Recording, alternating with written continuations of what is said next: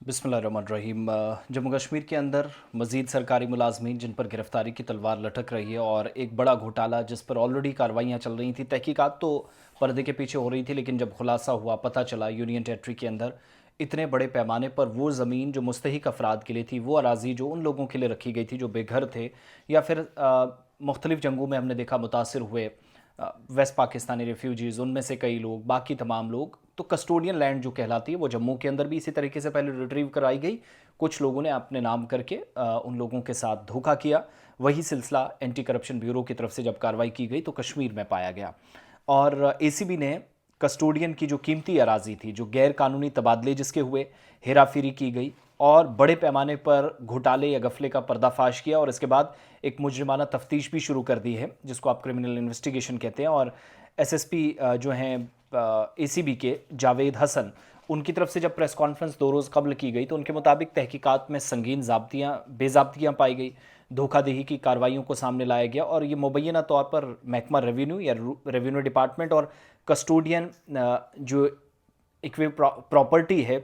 Department, उसके एहलकारों की तरफ से निजी अफराद के साथ, प्राइवेट पर्सनस के साथ मिलकर गैर कानूनी तौर पर इन्होंने फ़ायदा उठाया और एसीबी को काबिल एतमाद या कॉन्फिडेंशियल या बावसूख ज़राए से पता चला था, मालूम हुआ था कि ये सिलसिला साला चल रहा है। और अब हुआ ये कि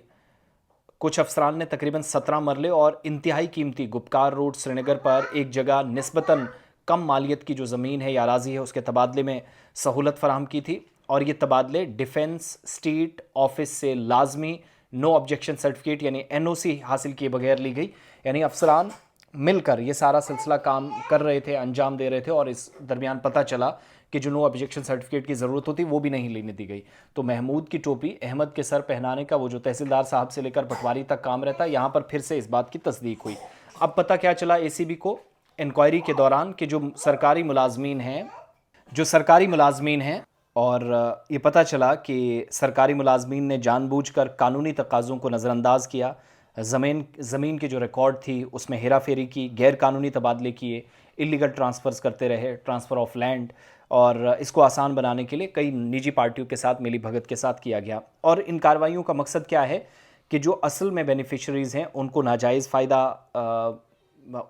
फ़ायदा पहुँचना था, तो इन्होंने नाजायज़ फ़ायदा उठाने के लिए बाकी लोगों को साथ लिया और सरकारी ख़जाने को नुकसान पहुंचाया गलत इस्तेमाल करके। तहकीकात में ये बात सामने आई कि जो मिल्कियत और किराएदारी के हुकूक है, असल नौयत को छुपाया गया, सरकारी रिकॉर्ड्स में छेड़छाड़ हुई, गलत कार्रवाई की गई, ख़ास तौर पर रेवेन्यू के काम ने जहाँ पर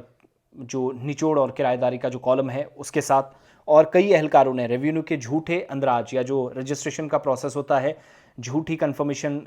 दी और निजी कामों में कस्टोडियन जायदाद या प्रॉपर्टी की रजिस्ट्रेशन को फ़ाल किया।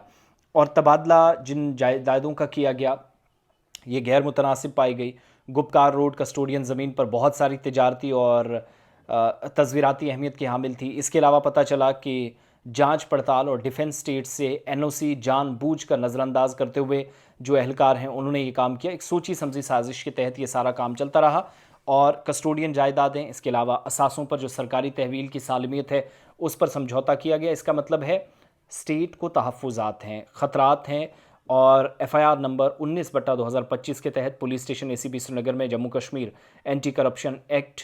2006 की दफ़ात 5 सबसेक्शन 1D बशमूल 5, 2 और आरपीसी की दफ़ा 120B के तहत मुकदमा दर्ज किया गया। एसएसपी के मुताबिक साजिश के मुकम्मल सिलसिले की निशानदेही की जा रही है और अफसरान को गिरफ़्तार किया जाएगा, मुलाजमीन जो है उनकी गिरफ़्तारी होगी और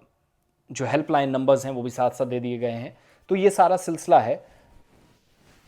कस्टोडियन लैंड को तक नहीं बख्शा इन तमाम लोगों की तरफ से और अनफॉर्चुनेटली सरकार ने अभी तक जो काम किया है उसमें कम से कम सताइश होनी चाहिए कि सिस्टम के अंदर बैठकर कैसे चोरी की जाती है। आज भी इस तरह के लोग मौजूद हैं और श्रीनगर के अंदर ये काम पकड़ा गया, जिसके बाद तहकीकात आगे बढ़ रही है।